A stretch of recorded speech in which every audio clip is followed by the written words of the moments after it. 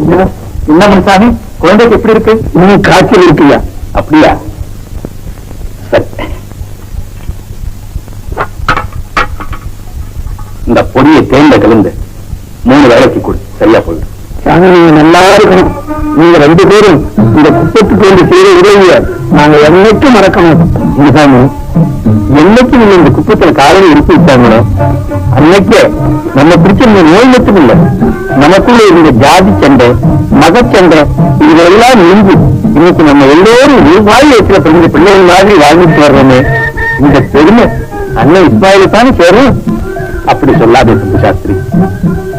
நீ பிராமண குலத்திலே விடுத்தவனா இருந்து நினைப்பின் தெரியாமல் குழந்தையோடு இந்த குப்பத்திலே காலடி எடுத்து வச்ச என்னை உடன் பிறந்த சகோதரனா பாவிச்சு நீ நடத்துக்கிட்டு வந்த இந்த பாரதி வைத்தியசாலையையும் என்கிட்ட ஒப்படைச்சு ஒரு நல்ல மனசுக்கு வீடு சொல்லவே முடியாதப்பா.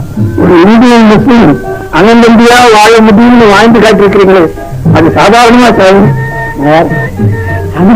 எனக்கு ஒரே வயிற்று வைங்க, 3 நாளா அடி வயிற்று இழுத்து பிடிச்சிட்டு வரைக்கிறீங்க. ஆமா, என்ன செஞ்சு சாப்பிட்ட? சாப்பாடா? ஏடிய சாமி சாப்பாடு. சாப்பாட்டை பார்த்தே 3 நாள் ஆகுதுங்களே. சரி, இந்தாப்பா மருந்து மட்டும் பணத்தை கொடுக்குறீங்களா? ஆமா, இதுதான் உனக்கு மருந்து.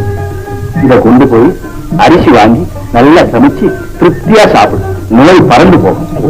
நீங்க நல்லா இருக்கிறீங்க, நான் வரேங்க.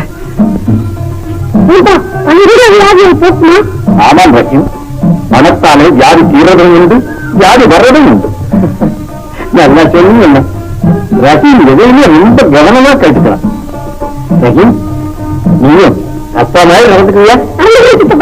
சொல்லு. எங்க உட்கார், இந்த மருந்து அரைதான்.